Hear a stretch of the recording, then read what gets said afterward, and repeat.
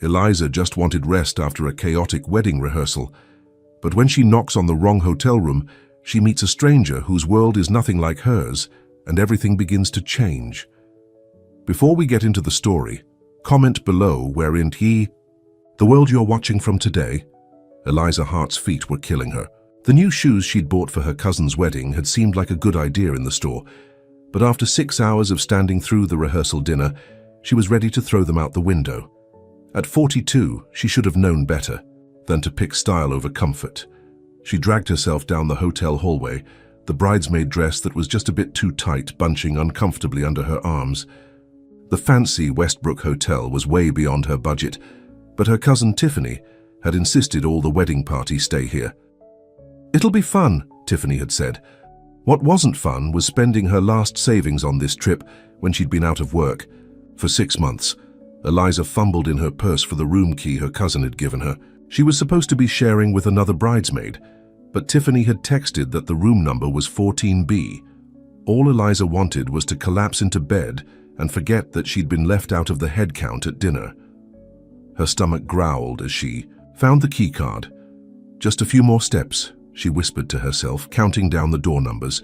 12B, 13B. There it was, 14B. She slid the key card into the door, but the light flashed red. Frustrated, she tried again with the same result. Finally, she knocked, figuring her roommate must be inside already. The door swung open, but instead of Jessica, the other bridesmaid, Eliza found herself staring at a man. He was about her age, maybe a few years older, with dark hair streaked with silver at the temples. He wore dress slacks and an unbuttoned white shirt that revealed a glimpse of his chest. His feet were bare, and his hair was slightly messy, like he'd been running his hands through it. "You're not room service," he said, his voice deep and surprisingly amused rather than annoyed. Eliza felt her face grow hot with embarrassment. "Oh, God, I'm so sorry. I thought this was my cousin's room. I didn't mean to bother." "You haven't," he said gently, leaning against the doorframe. "Actually, would you like to come in? I was just about to order dinner and I hate eating alone." Eliza blinked. Taken aback by the invitation, she glanced down at her wrinkled bridesmaid dress and felt suddenly very aware of how tired she must look. "That's very kind, but I should find my actual room," she said, backing away slightly. "Are you sure? The hotel restaurant closes in 10 minutes, and room service is the only option left." Her stomach chose that moment to growl loudly. The man smiled, and Eliza noticed the small crinkles around his eyes when he did. "I really couldn't impose," she tried again, though the thought of food was incredibly tempting. "I have truffle fries and strawberry shortcake on speed dial," he said with a slight smile. Eliza hesitated for just a second longer before her hunger and something else, curiosity maybe, won out. "Well, when you put it that way, I'm Eliza Hart," she said, extending her hand. "Christopher Dane," he replied, taking her hand briefly. His palm was warm against hers. "Please, come in." Christopher's room was much larger than what Eliza had expected, a suite with a sitting area near a large window overlooking the city lights. She stood awkwardly for a moment before he gestured to the small table by the window. "Make yourself comfortable. I'll call down for food. What would you like besides the truffle fries and shortcake?" "Honestly, that sounds perfect right now," Eliza said, sinking gratefully into one of the chairs and slipping off her painful shoes under the table. Christopher picked up the phone and ordered efficiently, adding a bottle of wine and 2 burgers to the fries and dessert.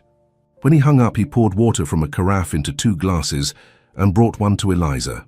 "So," he said, sitting across from her, "you're here for a wedding?" Eliza nodded, taking a sip of water. "My cousin Tiffany's getting married tomorrow. I'm a bridesmaid, hence the dress." She gestured at her outfit with a self-conscious laugh.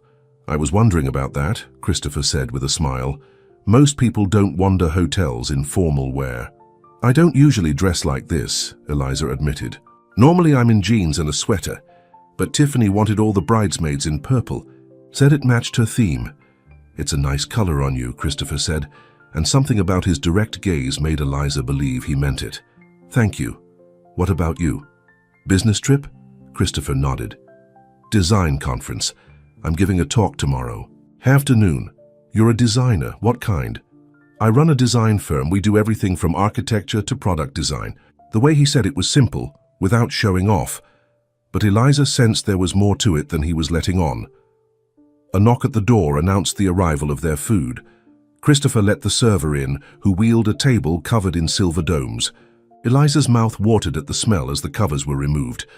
Once they were alone again, Christopher moved the dishes to their table and poured wine into 2 glasses. 2 accidental meetings, he said, raising his glass. Eliza smiled and clinked, her glass against his. To people who don't mind when strangers knock on their door. The truffle fries were everything Eliza had hoped for, crispy, salty, with just the right amount of truffle oil. The burger was perfectly cooked, and for a few minutes they ate in comfortable silence. "So, Eliza Hart," Christopher said eventually, "tell me about yourself when you're not wearing purple bridesmaid dresses." "Not much to tell lately," she admitted. "I lost my job 6 months ago. I was an event coordinator for a marketing company, but they downsized." "I'm sorry to hear that," Eliza shrugged. "It happens. I've been doing some freelance work, making handmade cards and selling them to shops in my neighborhood. It doesn't pay the bills, but it keeps me busy." "You make cards, like greeting cards?" Christopher looked genuinely interested. "Yes, I use pressed flowers, handmade paper, that sort of thing. I've always loved crafting, but it was just a hobby until recently."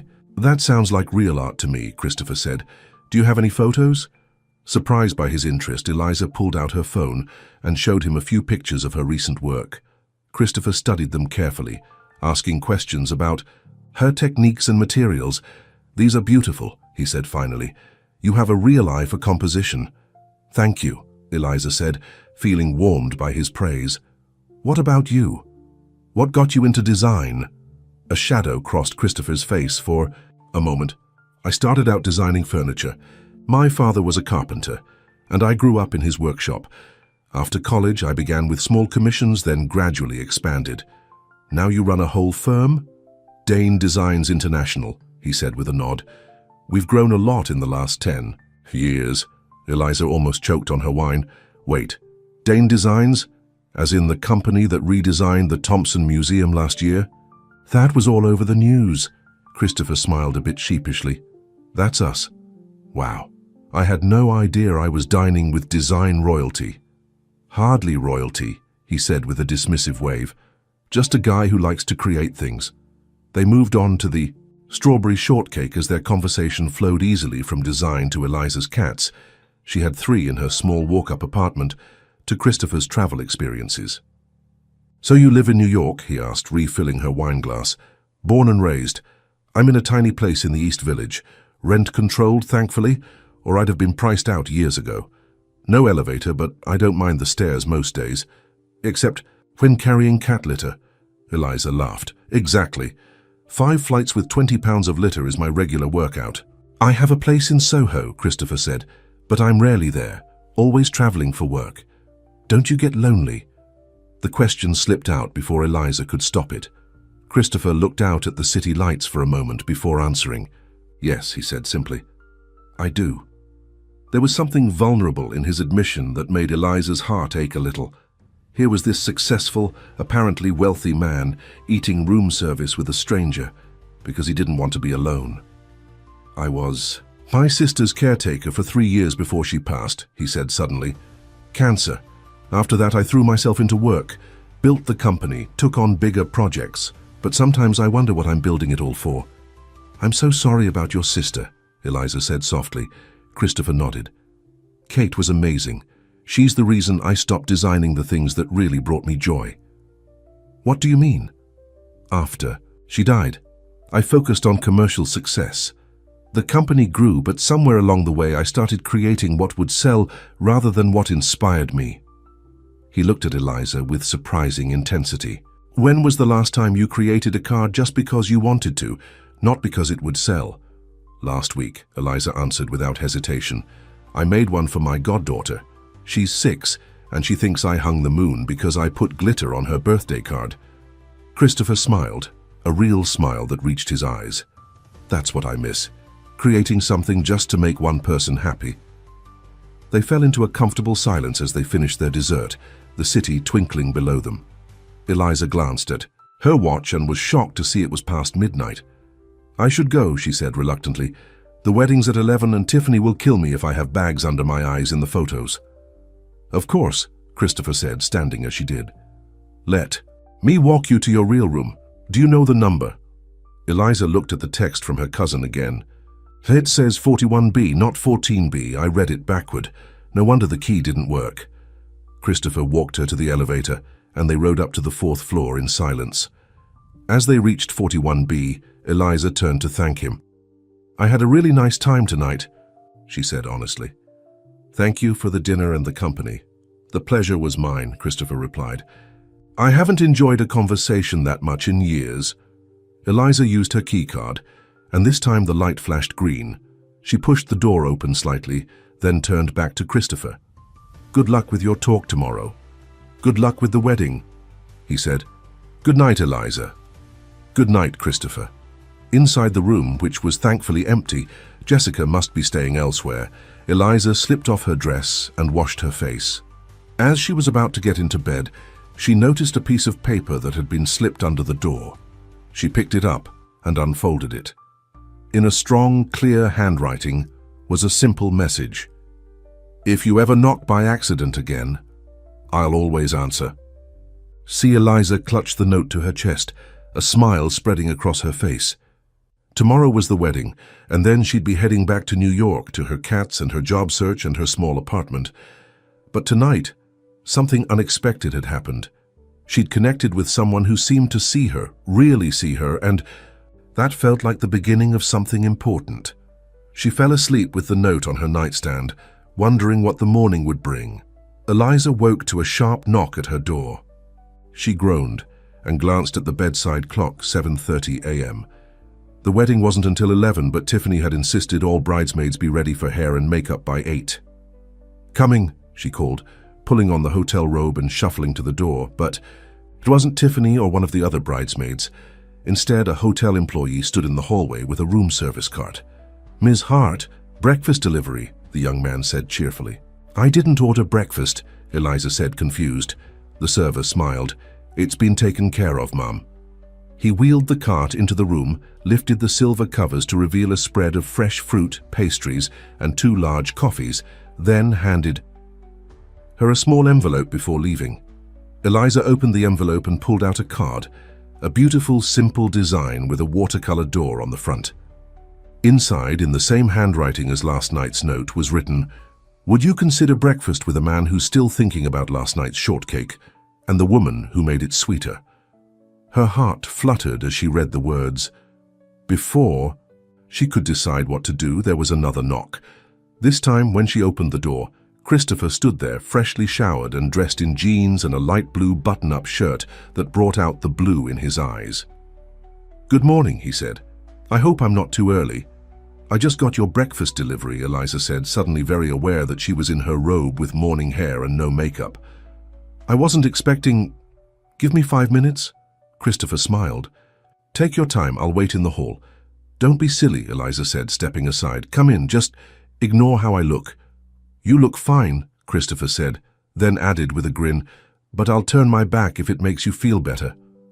While Christopher poured coffee, Eliza ducked into the bathroom, quickly brushed her teeth, splashed water on her face, and ran a comb through her hair. She changed into jeans and a sweater, then rejoined him at the table where he'd arranged the breakfast. This is a nice surprise, she said, accepting the coffee he handed her. I was hoping we might spend a little time together before your wedding duties begin, Christopher said. I couldn't stop thinking about our conversation last night. Eliza smiled, feeling a warmth spread through her chest. Neither could I. I'd like to see you again, Eliza, Christopher said directly. After the wedding, back in New York, the straightforwardness of his statement caught her off guard. Men in her experience usually played games, not laid their cards on the table. I'd like that too, she admitted. But I should warn you, my life is kind of a mess right now. No job, 3 cats, and an apartment that could fit in that corner of this room. Christopher laughed. I've dated women who had personal assistants and vacation homes. Trust me, when I say I'd rather have coffee in your tiny apartment with your 3 cats than another dinner with someone who's only interested in what I do, not who I am. Eliza studied him over her coffee cup. You know, for a successful businessman, you're surprisingly real. Thank you, I think, he replied with a smile. When my sister was sick, it put a lot of things in perspective. Success doesn't mean much if you have no one to share it with. They enjoyed their breakfast, talking easily about their plans for the day. Christopher explained that his design talk was at 2, then he had a dinner with potential clients. What time does the wedding end? He asked. The reception should be over by 6, but I've got an early train back to the city tomorrow morning. Would you consider changing your plans? My driver is taking me back to New York tomorrow. We could have dinner tonight and then I could give you a ride home tomorrow. Eliza hesitated. It was a tempting offer, but she barely knew this man. No. Matter how comfortable she felt with him. I don't want to impose, she said. You're not imposing if I'm inviting you, Christopher replied. But I understand if it's too soon. No pressure. His consideration only made her like him more. Let me think about it, okay? I'll let you know after the wedding. Fair enough.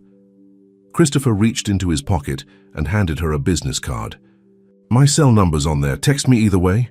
Eliza took the card and nearly gasped. The logo for Dane Designs International was familiar. She'd seen it in magazines and on buildings. Christopher wasn't just successful. He was famous in his field.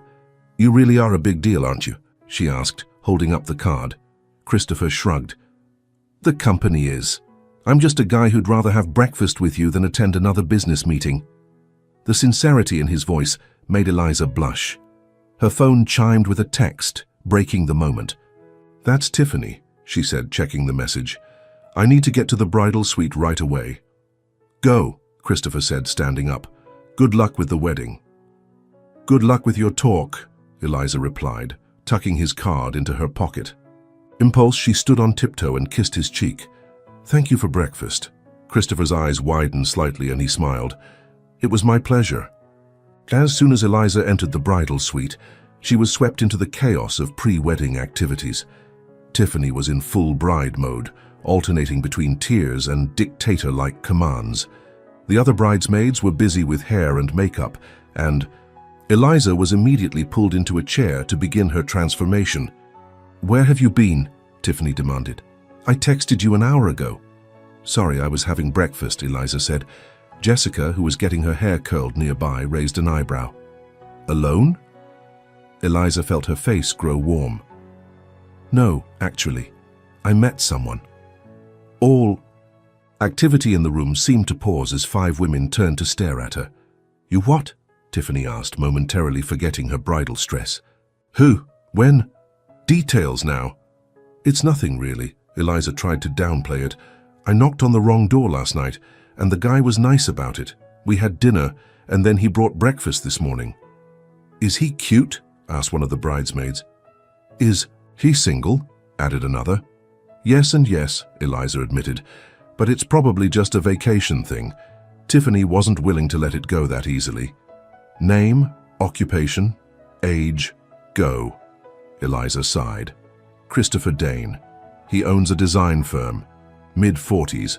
The makeup artist who had been quietly working on another bridesmaid suddenly looked up. Wait, Christopher Dane of Dane Designs, the guy who was on the cover of Modern Design Titans last month. Eliza blinked in surprise. I guess so. He mentioned his company redesigned the Thompson Museum. Oh my God, the makeup artist said, pulling out her phone and typing quickly. She held up the screen to show a professional photo of Christopher in a sleek suit, looking poised and serious. So different from the relaxed man who had shared truffle fries with her. This guy? Eliza nodded, feeling suddenly out of her depth. That's him. The room erupted in excited chatter, with everyone talking over each other to ask questions. Tiffany clapped her hands to restore order.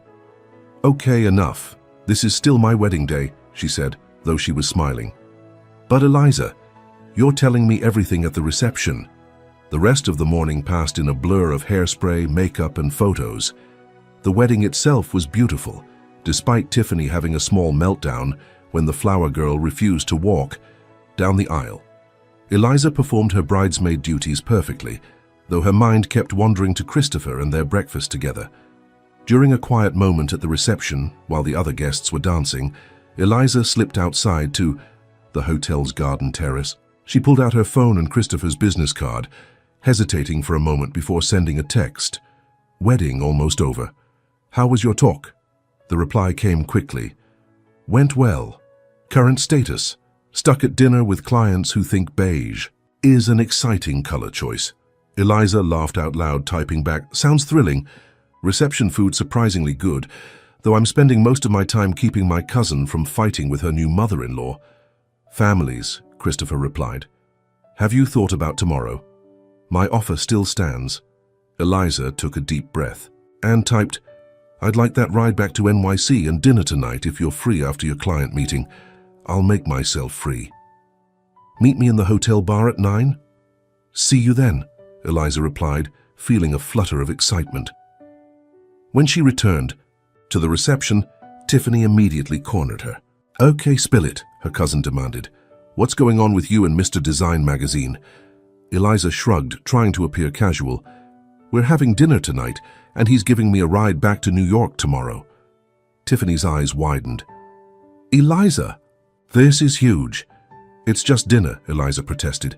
Please, the man brought you breakfast. In all my dating years, no man has ever brought me breakfast unless I was already sleeping with him. Tiffany, Eliza felt her face flush. It's not like that, we just connected. Her cousin's expression softened. That's even better, sweetie. I haven't seen you this excited about anyone since that jerk Brad broke your heart 3 years ago. It's different with Christopher, Eliza said quietly. He's successful, yes, but that's not what draws me to him. He listens. He sees me. Then, go for it, Tiffany said, hugging her. Just promise you'll name your first child after me. You're impossible, Eliza laughed, hugging her back. The reception ended with Tiffany and her new husband leaving in a shower of rose petals. Eliza helped clean up, then rushed back to her room to change for dinner with Christopher. She didn't have many options, having packed light for the weekend, but she found a simple black dress that would have to do. At 5 minutes to 9, she entered the hotel bar, scanning the room nervously. Christopher wasn't there yet, so she took a seat at a small table near the window. Just as she was checking her watch, a man approached her table. "Excuse me," he said. "Are you Eliza Hart?" He wasn't Christopher, but a well-dressed older man with silver hair and sharp eyes. "Yes," she replied cautiously. "Can I help you?" "My name is Victor Caldwell," he said, sitting down without being invited. "I'm Christopher Dane's business partner." Eliza felt a chill run down her spine at his cold tone. "Nice to meet you. I'm waiting for Christopher, actually." "Yes, I know," Victor said. "That's why I'm here. Christopher has been under a lot of pressure lately. The company is at a critical juncture with several major contracts pending." "Okay," Eliza said slowly, not understanding why he was telling her this. "Let me be direct, Ms. Hart. Christopher's reputation is crucial to our business. Our clients expect a certain image, a certain class of associates." The implication hit Eliza like a slap. "And I don't fit that image," Victor gave a thin smile. "I've taken the liberty of checking into your background, unemployed, living in a walk-up apartment with 3 cats, making greeting cards." He made her life sound pathetic, and Eliza felt her cheeks burn with humiliation and anger. "With all due respect, Mr. Caldwell, my relationship with Christopher is none of your business." "Everything Christopher does is my business," Victor said sharply. "We've worked too hard to build Dane Designs to have it compromised by a distraction." Eliza stood up, her hands shaking. "I think we're done here." Victor reached into his jacket and pulled out an envelope, placing it on the table. $10,000. Take it, go back to New York tomorrow on your own, and forget you ever met Christopher Dane." Eliza stared at the envelope in disbelief. "You're trying to pay me off. Are you serious?" "Completely," Victor said, standing as well. "Consider it a generous severance package for a very brief acquaintance." "You can keep your money," Eliza said, her voice tight with anger. "And you can tell Christopher I won't be joining him for dinner or the ride home." She turned to leave, almost running into Christopher, who was approaching the table, a confused expression on his face. "Eliza? Victor? What's going on?" Victor smoothly slid the envelope into his pocket. "Just introducing myself to your friend." Unfortunately, she was just leaving. Eliza couldn't bear to look at Christopher, humiliation burning through her. Your partner made it very clear that I'm not the right kind of person to be associated with Dane Designs. Good night, Christopher. She pushed past him, ignoring his call of, "Eliza, wait!" and hurried toward the elevator, tears stinging her eyes. She jabbed the button repeatedly, desperate to escape. Christopher caught up to her just as the doors opened. "Eliza, please. Whatever Victor said, he offered me money to leave you alone," she said, stepping into the elevator. $10,000 to go away. Is that what I'm worth to you, Christopher? A business expense? What? No. I had no idea. The elevator doors closed, cutting off his reply. Eliza leaned against the wall, her hands covering her face as the tears came. How could she have been so stupid? A man like Christopher Dane lived in a different world, a world where people like her could be paid to disappear when inconvenient. Back in her room, Eliza threw her few belongings into her suitcase. She'd find a train tonight, even if it meant sitting in the station until morning. Anything to get away from this humiliation. Her phone rang, Christopher calling. She sent it to voicemail. Then he texted, "Eliza, please let me explain. I had no idea what Victor was planning. I would never disrespect you like that." Another text followed. "Victor doesn't speak for me. What he did was unforgivable." And another, "Please, just 5 minutes, in person. I'm outside your door." Eliza stared at the messages, tears blurring her vision. Then came a gentle knock, the same kind of knock that had started this whole mess just 24 hours ago. She stood frozen, unsure whether to open the door or pretend she wasn't there. Her heart and head were at war, one urging her to listen, the other warning her to protect herself. The knock came again, followed by Christopher's voice. "Eliza, please, I'm not leaving until we talk." Taking a deep breath, Eliza approached the door, still uncertain what she would do when she opened it. Eliza's hand hovered over the doorknob. Every instinct told her to ignore Christopher's knocking, to protect herself from further humiliation. But something else, something stronger, made her unlock the door. Christopher stood in the hallway, his expression a mix of worry and determination. His normally perfect hair was disheveled, as if he'd been running his hands through it in frustration. 5 minutes, Eliza said, her voice barely steady. "That's all." "Thank you," Christopher said, stepping inside but keeping his distance. "Eliza, I swear to you, I had no idea what Victor was planning. What he did was completely out of line. He offered me money, Christopher, like I was some problem that needed to be handled." The humiliation still burned fresh in her mind. Christopher's face darkened with anger. "I know. I confronted him after you left. He claimed he was protecting the company, protecting me." He shook his head in disgust. "I told him that's not who we are, that's not who I am, isn't it?" Eliza asked, crossing her arms. "You live in a world where people like me can just be paid off, made to disappear when inconvenient." "That's not my world," Christopher insisted. "Yes, I have money. Yes, my company has a certain image. But none of that matters compared to how I felt having dinner with you last night or breakfast this morning." He took a cautious step toward her. "Victor has been pushing me for years to be someone I'm not. The perfect businessman, the face of the brand. I went along with it after Kate died because it was easier than feeling anything. But then you knocked on my door, and for the first time in years, I felt real." The sincerity in his voice made Eliza's defenses waver. "I don't belong in your world, Christopher." "Then maybe it's not my world either," he said quietly. "Do you know what I was doing right before you knocked on my door last night? I was sketching a chair design. Not for a client, not for the company, just for me. First time I've done that. In 3 years. What are you saying?" "I'm saying you reminded me of who I used to be, before the magazine covers and the corporate clients, when I designed things because I loved creating, not because they would sell." He ran a hand through his hair. "Victor doesn't understand that. He only sees the business, the contracts, the brand." Eliza felt her resolve weakening. "I don't want to cause problems for you." "You're not the problem, Eliza. The problem is that I've been living someone else's idea of my life for too long." Christopher took another step closer.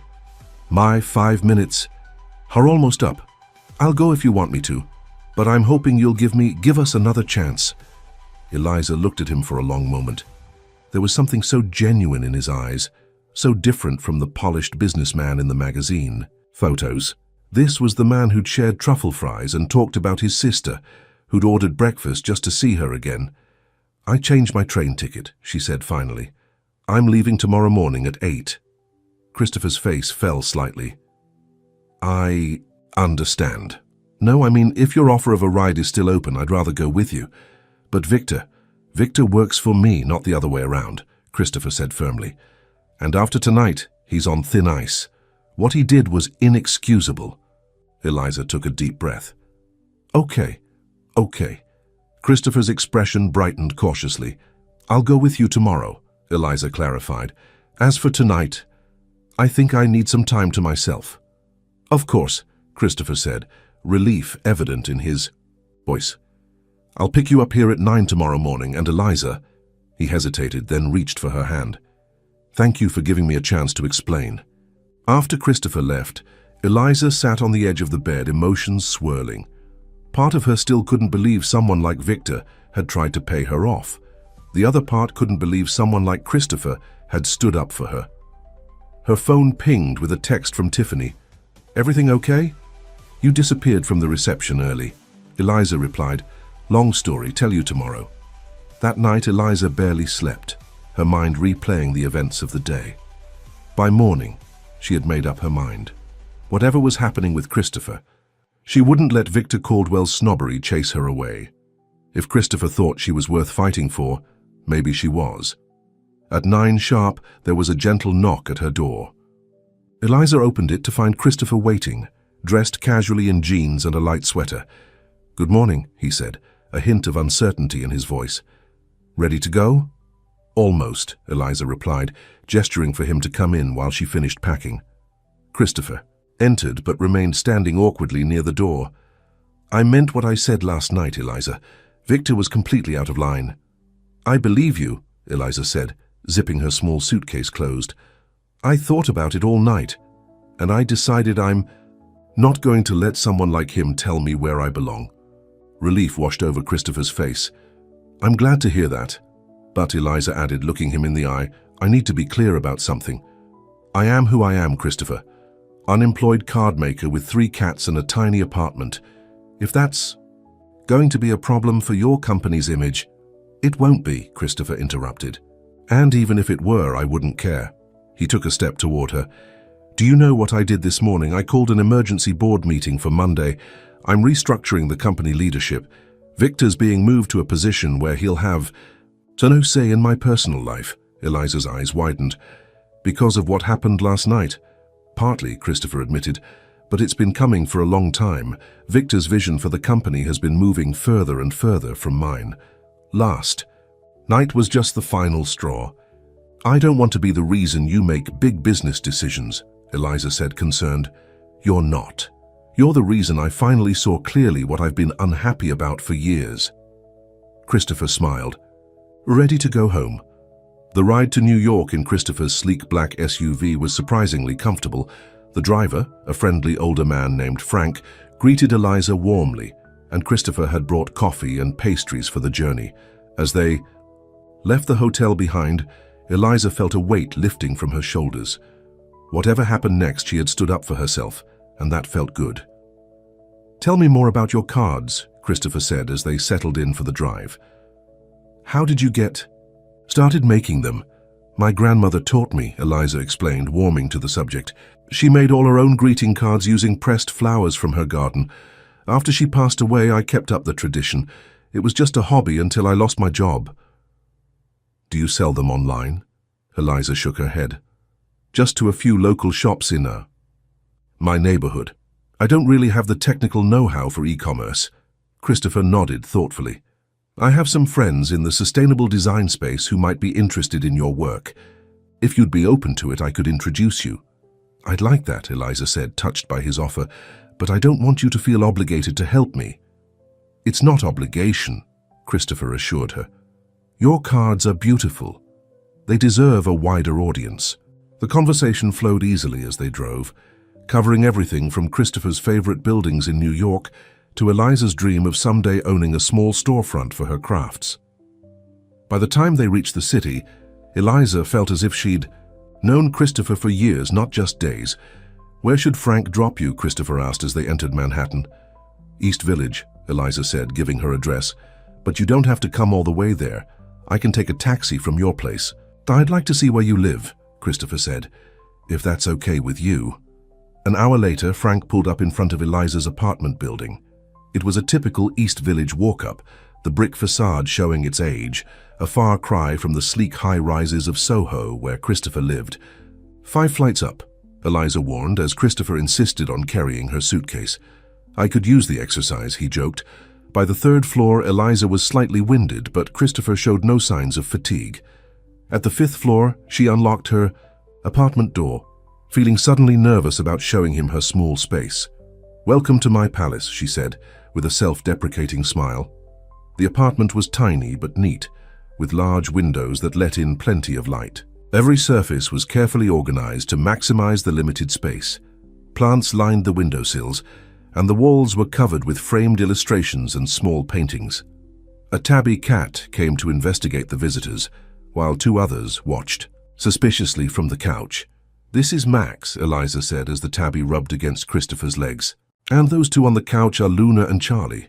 They're a bit more standoffish with strangers." "Hello, Max," Christopher said, bending down to pet the cat. "It's nice to meet you." "Let me give you the grand tour," Eliza said. "It'll take about 30 seconds. The tour consisted of the small living room that flowed into an even smaller kitchen, a bathroom barely big enough to turn around in, and a bedroom just large enough for a double bed and a dresser. "It's not much," Eliza said, suddenly conscious of how it must look to someone used to luxury. "It's perfect," Christopher said, surprising her. "It feels like a home, like you." "You're just being nice," Eliza laughed. "I'm being honest," Christopher insisted. "My place in Soho is 3 times this size, but it doesn't have half the personality. I've never even hung anything on the walls." "Why not?" Christopher shrugged. "Never found anything that felt right. Or maybe I just never bothered to look." He walked over to examine her crafting table in the corner of the living room, where papers, ribbons, and dried flowers were neatly organized. "Is this where you make your cards?" "Yes, this is my studio," Eliza said, making air quotes. Christopher picked up one of her finished cards, a sympathy card with delicate pressed forget-me-nots and handwritten calligraphy. "These really are beautiful, Eliza. You have a gift." His piece genuine admiration touched her deeply. "Thank you." "Can I take you to dinner tonight?" Christopher asked, setting the card down gently. "I'd like that," Eliza said. "But nowhere fancy, please. I don't own anything appropriate for your usual restaurants." "How about I cook for you instead?" Christopher suggested. "At my place, I make a decent pasta, and it would give you a chance to see where I live." "You cook?" Eliza couldn't hide her surprise. "Don't sound so shocked," Christopher laughed. "I lived alone for years before I could afford a personal chef. I'd love to." "Try your pasta," Eliza said. "Should I bring wine?" "Just yourself," Christopher replied, his eyes warm. "I'll take care of everything else." After Christopher left, promising to send a car for her at 7, Eliza collapsed onto her couch, immediately surrounded by her cats. "What am I doing?" she asked them. "Getting involved with someone like him is asking for trouble," Max purred. In response, while Luna only blinked her green eyes slowly. "You're right," Eliza said to the cats. "I should at least give it a chance." At precisely 7, the doorbell rang. Eliza had spent the afternoon cleaning her apartment and choosing what to wear, settling on a simple black dress with a cardigan, the nicest outfit she owned. She expected Frank with the car, but when she opened the door, Christopher stood there, a small bouquet of wildflowers in his hand. "I thought I'd pick you up myself," he said, handing her the flowers. "These reminded me of your cards." "They're beautiful," Eliza said, genuinely touched. "Come in while I put them in water." "I see your bodyguards are still on duty," Christopher noted as Max immediately approached for attention while the other cats watched from a distance. "They take their job very seriously," Eliza said, finding a small vase for the flowers.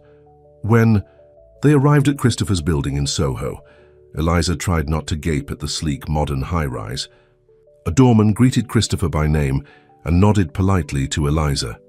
Christopher's apartment was on the top floor, a sprawling space with floor-to-ceiling windows offering panoramic views of the city. The furniture was minimal and obviously expensive. But Christopher had been right. The place lacked personality. No photographs, no art on the walls, nothing that revealed who lived there. "What do you think?" Christopher asked as he led her into the spacious living room. "It's beautiful," Eliza said diplomatically. "Those views are incredible. But it doesn't feel like you," she admitted.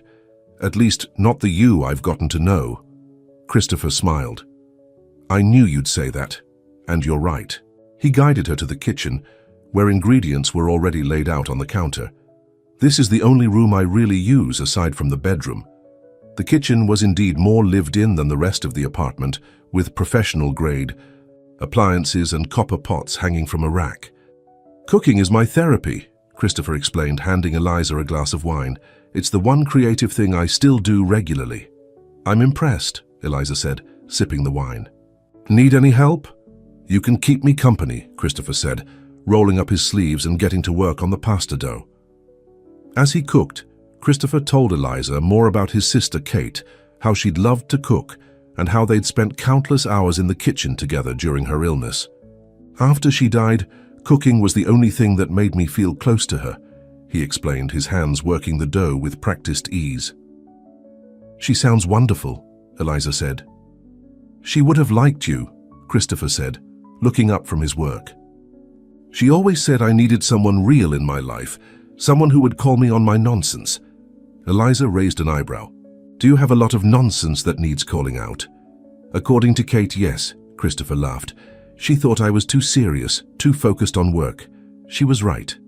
"Well, I'm pretty good at calling out nonsense," Eliza said with a smile. "It's one of my specialties."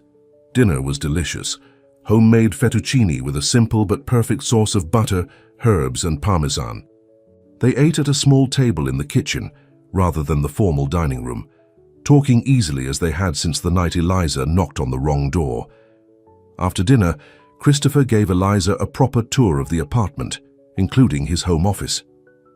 Unlike the rest of the space, this room felt personal, with bookshelves full of design books and a large drafting table covered with sketches. "This is where I hide from the world," Christopher admitted. "Where I can still design for myself, not for clients or the company image." Eliza examined some of the sketches, furniture designs mostly, with a few architectural drawings. "These are beautiful," she said. "Why don't you produce them?"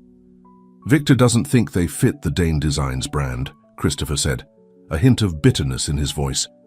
"Too simple, not luxurious enough." "That's ridiculous," Eliza said. "They're elegant and practical. People would love these." "Maybe," Christopher said thoughtfully. "After the restructuring, I might have more freedom to pursue my own design direction." As the evening went on, they moved to the living room where Christopher surprised Eliza by pulling out a record player and a collection of vinyl albums. "Another hidden passion?" she asked. "My father collected records," Christopher explained, selecting one and setting the needle down carefully. The warm sounds of jazz filled the room. "When he died, I inherited his collection. It's one of the few things I brought with me from my old life." They sat together on the sofa, talking as the music played softly in the background.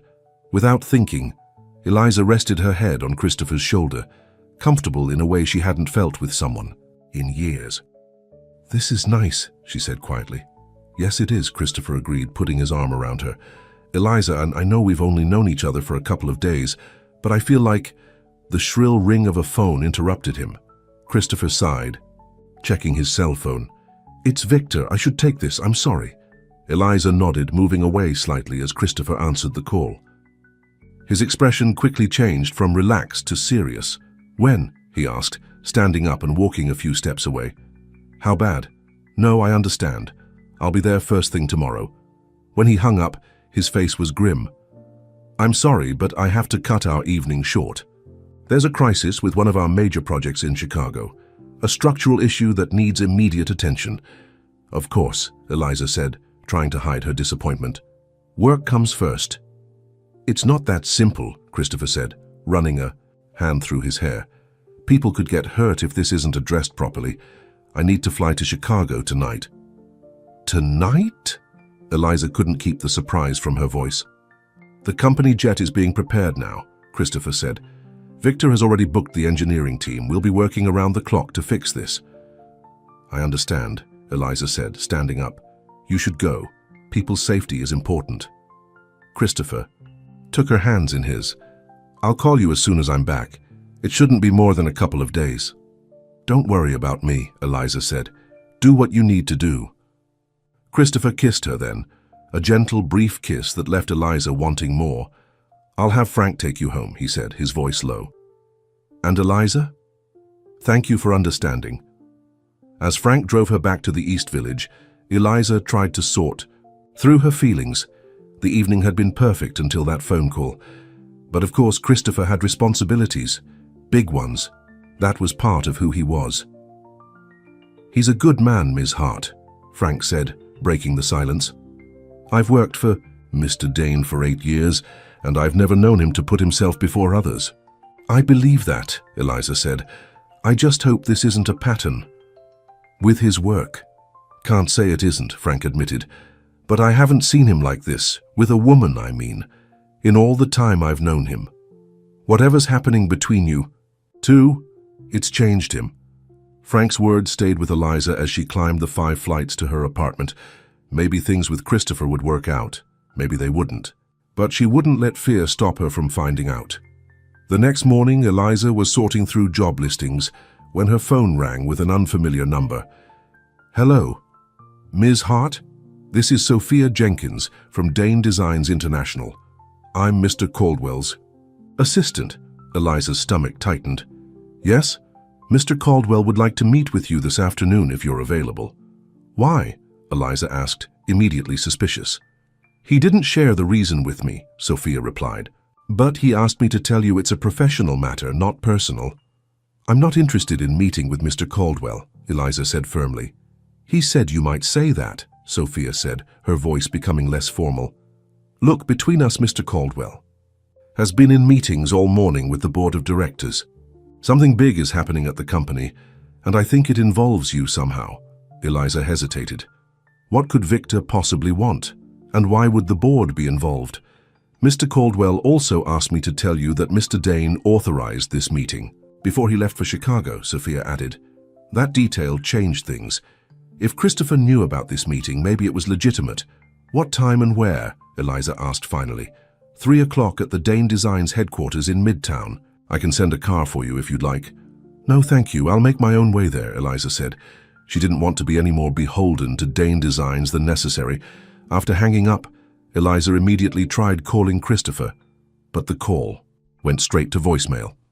She left a message asking him to call her back about the meeting with Victor, then set about getting ready. At precisely 2:45, Eliza walked into the sleek, modern lobby of Dane Designs International. The receptionist directed her to the executive floor, where Sophia, a polished young woman with a friendly smile, greeted her. Ms. Hart, thank you for coming. Mr. Caldwell is waiting for you in the conference room. Eliza followed Sophia through a maze of glass-walled offices. Employees glanced at her curiously as she passed, making her increasingly uncomfortable. What was she doing here? Sophia opened a door to reveal a large conference room with a stunning view of the city. Victor Caldwell stood at the window, his back to the door. Ms. Hart is here, Mr. Caldwell, Sophia announced. Victor turned, his expression unreadable. Thank you, Sophia. Please hold all my calls. When they were alone, Victor gestured to a chair. Please sit down. I'd rather stand, Eliza said coolly. What is this about, Mr. Caldwell? It's about Christopher, Victor said, his tone surprisingly less hostile than their previous meeting. And the future of this company. I don't see how either of those things concern me, Eliza replied. They concern you because Christopher has made them concern you, Victor said, finally taking a seat himself. He called an emergency board meeting for tomorrow morning. He's planning to announce a major restructuring of the company leadership. He mentioned that, Eliza acknowledged cautiously. Did he also mention that he's planning to launch a new division of Dane Designs? One focused on sustainable, affordable design rather than luxury? Eliza's surprise must have shown on her face, so because Victor nodded knowingly. I thought not. Christopher's been working on this plan for months apparently, but he's accelerated the timeline. He sent the board a detailed proposal from the plane last night, along with his new designs. That still doesn't explain why I'm here, Eliza said. Victor opened a folder on the table and slid it toward her. Because of this, Eliza reluctantly picked up the folder and opened it. Inside were printouts of her card designs, along with sketches of what appeared to be a retail space. "What is this?" she asked, confused. "Christopher wants to partner with you," Victor said. "He's proposing a line of eco-friendly greeting cards and stationery as part of the new division. Your designs, his production and distribution network." Eliza sat down heavily, stunned. "He never mentioned any of this to me." "I suspect he was waiting for the right moment," Victor said. "The point is, Ms. Hart, you are no longer just Christopher's friend. You're potentially a business partner, a part of Dane Designs." "I don't understand," Eliza said, her mind racing. "Yesterday you tried to pay me to leave Christopher alone, and today you're telling me I might be working with the company." "Yesterday I made a terrible mistake," Victor admitted, surprising Eliza even further. "I acted without Christopher's knowledge or approval, and I've already submitted my formal apology to both of you." Victor leaned forward, his expression earnest. "Ms. Hart, I've worked with Christopher for 15 years. I've seen him build this company from nothing into what it is today. But in the process, he lost something of himself, his passion, his vision." "And you think I helped him find it again?" Eliza said skeptically. "I know you did," Victor replied. "The designs he sent last night are the best work he's done in years, and his proposal for the new division is brilliant, exactly what the company needs to expand our market reach. So now you approve of me," Eliza said, unable to keep the bitterness from her voice. "Now I see what Christopher saw," Victor corrected. "Someone with talent and integrity, someone who could be an asset to this company in more ways than one." Eliza stood up, handing the folder back to Victor. "I appreciate the information, Mr. Caldwell, but I think I should discuss this with Christopher directly." "Of course," Victor agreed, standing as well. "But there's one more thing you should know." He hesitated, then continued. "The structural issue in Chicago? It's not as serious as Christopher was led to believe." "What do you mean?" "I mean that certain board members who are resistant to Christopher's new direction may have exaggerated the situation to get him out of New York before the board meeting." "Are you saying he was deliberately sent away?" Eliza asked, anger rising. "I'm saying that corporate politics can be complicated," Victor replied carefully. "Christopher is expected back tomorrow morning, just in time for the board meeting. But if his flight is delayed for any reason," Eliza understood the implication, "they could hold the meeting without him." "Exactly. Why are you telling me this?" Eliza asked suspiciously. "Whose side are you on, Mr. Caldwell?" "I'm on the side of this company," Victor said firmly. "And after seeing Christopher's proposal, I believe his vision for Dane Designs is the right one." He handed Eliza a business card. "My private number. If you hear from Christopher, please let me know." Eliza took the card, her mind swirling with questions and doubts. As she left the Dane Designs building, she tried calling Christopher again, but still got his voicemail. "Christopher, it's Eliza. Please call me as soon as you get this. I just met with Victor and there's a lot we need to talk about." Back in her apartment, Eliza paced nervously, her cats watching with curious eyes. Was Victor telling the truth? Had Christopher really included her in his business plans without telling her? And most worryingly, was someone deliberately trying to keep Christopher from the board meeting? As the evening wore on, with no word from Christopher, Eliza made a decision. If Christopher couldn't get back for the board meeting, maybe she could help ensure his vision was still heard. She picked up her phone and dialed Victor's number. "Mr. Caldwell, it's Eliza Hart. I think I know how we can make sure Christopher's proposal gets a fair hearing tomorrow." The morning of the board meeting dawned clear and bright. Eliza had barely slept, her mind racing with plans and worries.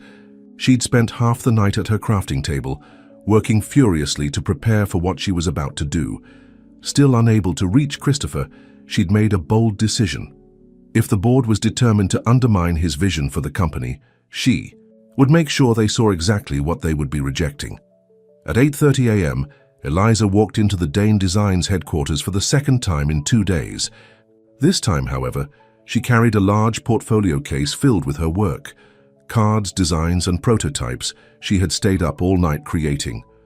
Victor met her in the lobby, his usual polished appearance showing signs of strain. "Any word from Christopher?" he asked quietly as they walked toward the elevator. "Nothing," Eliza said, worry evident in her voice. "His flight should have landed an hour ago." "The board meeting starts at 9, Victor said grimly. "We'll proceed with the plan." "Regardless, are you ready?" Eliza took a deep breath. "As ready as I'll ever be." The boardroom was already filling with people when they arrived, men and women in expensive suits, all wearing expressions of mild curiosity as Eliza entered with Victor. She recognized a few faces from business magazines and news reports about Dane Designs, Mr. Caldwell, one older man said, eyeing Eliza suspiciously. "I wasn't aware we were having guests at this meeting." "Miss Hart is here at my invitation, Mr. Reynolds," Victor replied smoothly. "As you know, she's a key part of Christopher's proposal for the new division." Mr. Reynolds frowned but said nothing more as everyone took their seats. Eliza felt painfully out of place in her simple dress among the power suits, but she kept her head high. At precisely 9 o'clock, an elegant woman at the head of the table called the meeting to order. "As Christopher Dane is still in Chicago, dealing with the structural issues, I'll be chairing today's meeting. First item on the agenda is the proposed company restructuring and new division launch. Perhaps we should table this discussion until Christopher returns," Victor suggested. Since it's his proposal, we all received the documentation," Mr. Reynolds interrupted. "I see no reason to delay. In fact, given the radical nature of these changes, perhaps it's better to discuss them objectively without Christopher's emotional investment clouding the issues." Several board members nodded in agreement, exactly as Victor had predicted they would. "Very well," the chairwoman said. "Let's discuss the proposal. Mr. Reynolds, you've expressed some concerns." Reynolds leaned forward. "This isn't the direction Dane Designs should be taking. Our brand is built on luxury and exclusivity. This new accessible design division would dilute everything we've built." "Not to mention the greeting card component," added another board member with obvious disdain. "We're a design firm, not a stationery store." Eliza felt a flush of anger rise in her cheeks, but kept silent, waiting for her moment. Victor cleared his throat. "If I may, Madam Chairwoman, I think the board is failing to see the vision here. The sustainable design market is growing exponentially. By expanding our reach, we're not diluting the brand, we're evolving it." "Fine words, Victor," Reynolds said dismissively, "but the numbers don't support this move. The initial investment would be substantial and the return uncertain. Why risk our established success on an unproven concept? Because sometimes staying the same is the biggest risk of all," said a new voice from the doorway. Every head turned to see Christopher standing there, looking tired but determined in a slightly rumpled suit. Eliza's heart leapt at the sight of him. "Christopher," the chairwoman said, clearly surprised. "We weren't expecting you back in time." "Clearly," Christopher replied dryly, walking into the room. His eyes found Eliza, and a small smile touched his lips before he turned back to the board. "I received some information that my presence here might be more urgent than the situation in Chicago." He cast a knowing glance at Victor, who nodded almost imperceptibly. "Since I'm here, I'd like to present my proposal personally," Christopher continued, taking a position at the front of the room. "But first, I'd like to introduce someone. This is Eliza Hart, an independent artist whose work inspired much of what I'm proposing today." All eyes turned to Eliza, who straightened in her chair. "Miss Hart, would you mind joining me?" Christopher asked, extending his hand toward her. Eliza stood and walked to the front of the room, bringing her portfolio with her.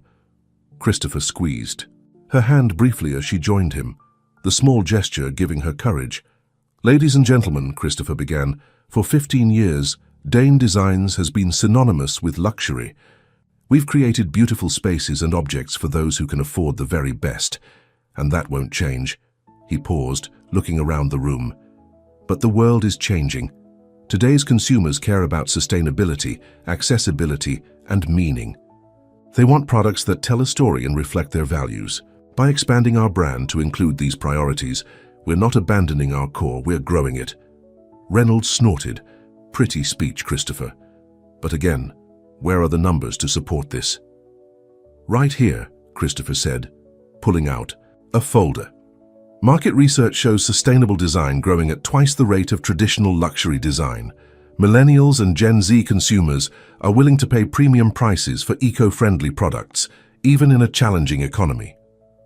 He handed out copies of his research to each board member. But beyond the numbers, this is about the heart and soul of Dane Designs. My sister Kate always said our company should create beauty that makes a difference in the world. This new division honors that vision. Eliza watched the faces around the table. Some seemed moved by Christopher's words, others remained skeptical. "And the greeting card component?" one board member asked.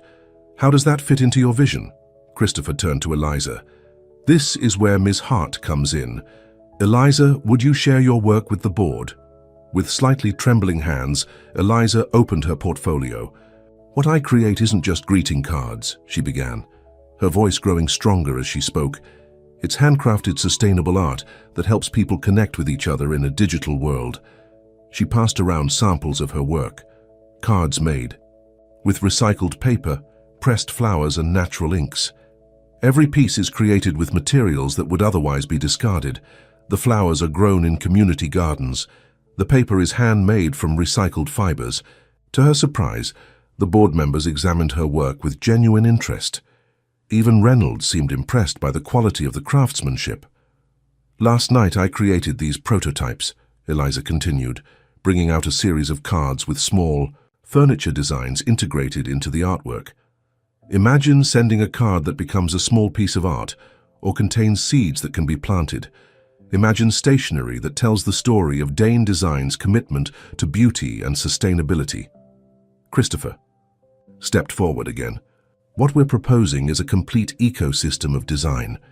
From the buildings we create down to the cards that might sit on a desk within those buildings. A consistent vision of beauty, sustainability, and accessibility." The room was silent for a moment as the board digested this information. "It's certainly an innovative approach," the chairwoman said finally, "but the investment required is significant." "I'm prepared to fund the initial phase personally," Christopher said, surprising everyone, including Eliza. "That's how much I believe in this vision." "And what about Ms. Hart's role in all this?" Reynolds asked, eyeing Eliza skeptically. "I'm proposing that Eliza head the new stationery division," Christopher said. "Her artistic vision and commitment to sustainability are exactly what we need." Eliza tried to hide her shock. They had never discussed this, and the offer caught her completely off guard. The board discussion continued for another hour, with questions about finances, marketing strategy, and implementation timelines. Through it all, Christopher remained confident and passionate, with Eliza contributing her perspective on sustainable materials and artisanal processes. Finally, the chairwoman called for a vote. "All in favor of approving the restructuring and new division as proposed by Christopher Dane?" One by one, hands went up around the table. Even Reynolds reluctantly raised his hand, though he added, "with quarterly reviews of performance metrics." "The motion passes unanimously," the chairwoman announced. "Congratulations, Christopher, and welcome to Dane Designs, Ms. Hart." As the meeting adjourned, board members came up to examine Eliza's work more closely and introduce themselves. Several expressed genuine enthusiasm for the new direction. Victor approached them with a relieved smile. "Well done, both of you. I admit I had my doubts, but seeing the full vision presented like that, it's compelling." "Thank you for your support, Victor," Christopher said sincerely. "I know we've had our differences, but your expertise will be crucial for making this work." "I look forward to it," Victor replied, then added to Eliza, "And I hope you'll accept my apology for our first meeting, Ms. Hart. I was protecting the company the wrong way." "Water under the bridge," Eliza said, still feeling slightly dazed by everything that had happened. When they were finally alone in Christopher's office, Eliza turned to him with wide eyes. "Head of the stationery division? Christopher, we never discussed any of this." "I know," he admitted, loosening his tie. "It wasn't my original plan.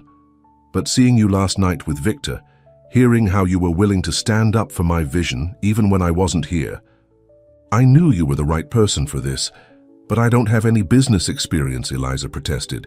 "I make cards at my kitchen table." "And they're beautiful," Christopher said, taking her hands in his. "The business side can be learned. The vision and heart you bring, that can't be taught." Eliza shook her head, still struggling to process everything. "How did you even get back in time? Victor said your flight might be delayed." "It was," Christopher confirmed. "But after I got your message about meeting with Victor, I chartered a private plane, cost a fortune, but it was worth it to be here today." "You did that because of my message?" "I did that because I realized something on that flight to Chicago," Christopher said, his expression suddenly serious. "I realized that when I met you, when you knocked on my door by accident, something changed for me. For the first time in years, I felt like myself again. You helped me remember what matters." Eliza felt tears prickling at the corners of her eyes. "I still can't believe all this is happening. Yesterday I was unemployed, and today I'm apparently a division head at a major design firm."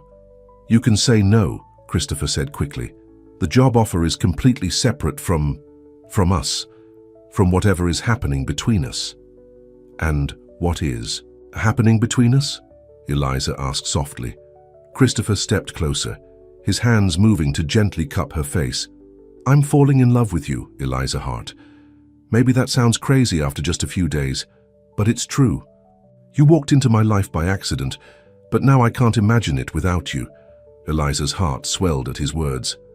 "It doesn't sound crazy," she whispered, "because I feel the same way." When Christopher kissed her, it felt like the beginning of something extraordinary, a partnership in business, in creativity, in life. 6 months later, Eliza stood in the doorway of a beautiful storefront in Soho, hardly believing it was real. The sign above the door read, "Hart and Dane, Sustainable Design," in elegant lettering. Inside, the space was warm and inviting, part gallery, part workshop, part retail store.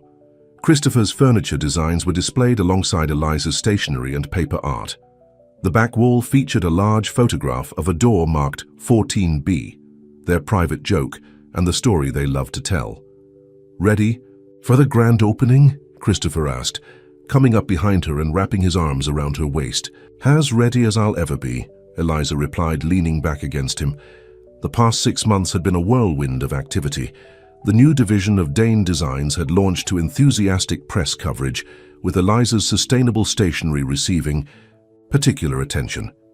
Christopher had restructured the company as planned, with Victor now heading the traditional luxury division, while Christopher focused on the sustainable design initiative with Eliza. Their personal relationship had deepened alongside their professional one. Christopher spent more nights at Eliza's small apartment than at his Soho loft, despite the 5-flight climb and the 3 cats who had claimed him as their own. They were talking about finding a new place together, something that combined the character of her apartment with the space of his loft. "Have I told you today how proud I am of you?" Christopher murmured against her ear. "Only 3 times," Eliza laughed, "but I never get tired of hearing it." The store was set to open in an hour, with press and VIP customers invited for a private preview. Eliza had insisted on inviting her old neighborhood shopkeepers who had first sold her cards, as well as the community gardeners who supplied her flowers. "There's something I want to show you before everyone arrives," Christopher said, taking her hand and leading her to the center of the store. There, on a pedestal covered with a velvet cloth, was something Eliza hadn't seen before. "What's this?" she asked as Christopher gestured for her to remove the cloth. Underneath was a stunning sculpture, a perfectly crafted miniature door, standing slightly ajar, made from sustainable materials. The number 14B was etched into its surface, and when Eliza looked closer, she could see tiny pressed flowers embedded in the frame. "It's called The Knock That Changed Everything," Christopher explained. "I've been working on it in secret for months." "It's beautiful," Eliza said, deeply touched. "There's one more thing," Christopher added, his voice suddenly nervous. "Look inside." Eliza peered through the partially open door of the sculpture and gasped. Inside, nestled in a tiny alcove, was a ring, a simple but elegant band of recycled gold with a small ethically sourced diamond.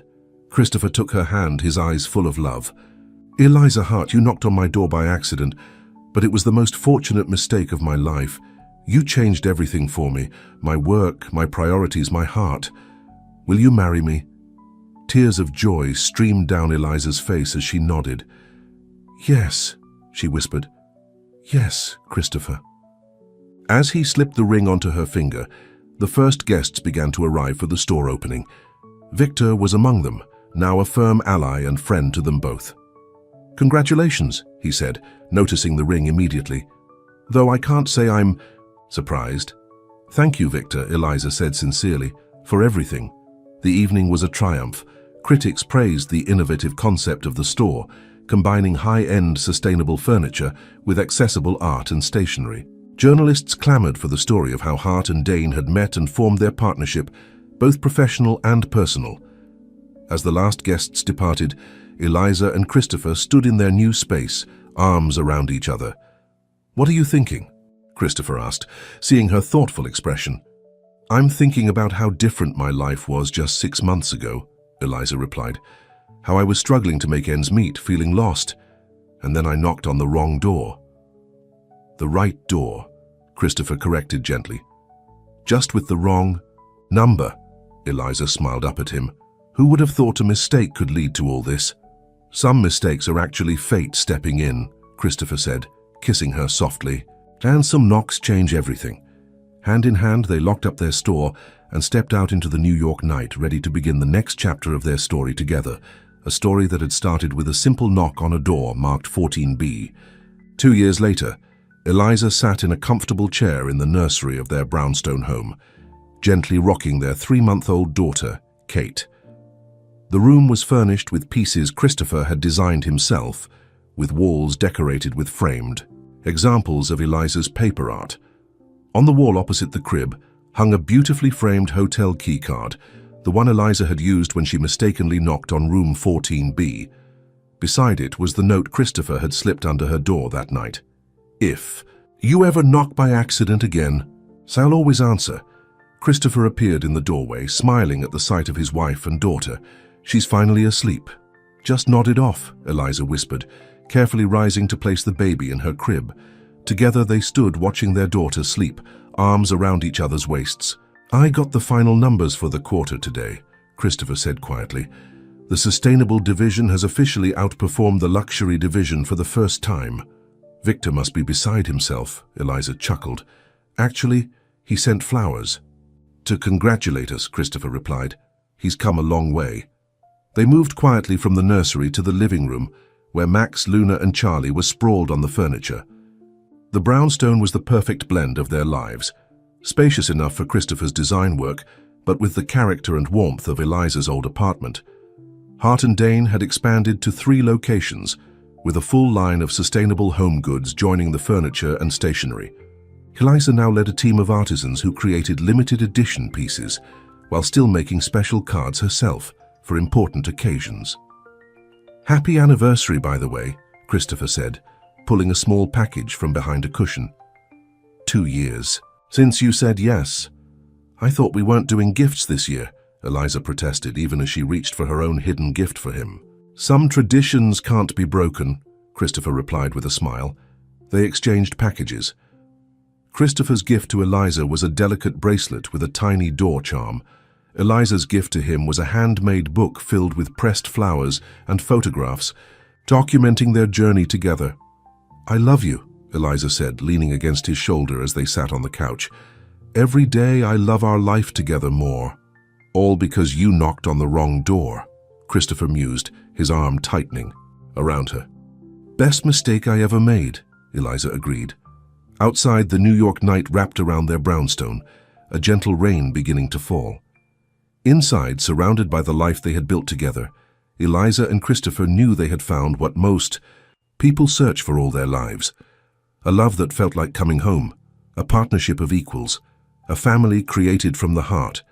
And it had all begun with a simple knock on a door marked 14B, a knock that had truly changed everything.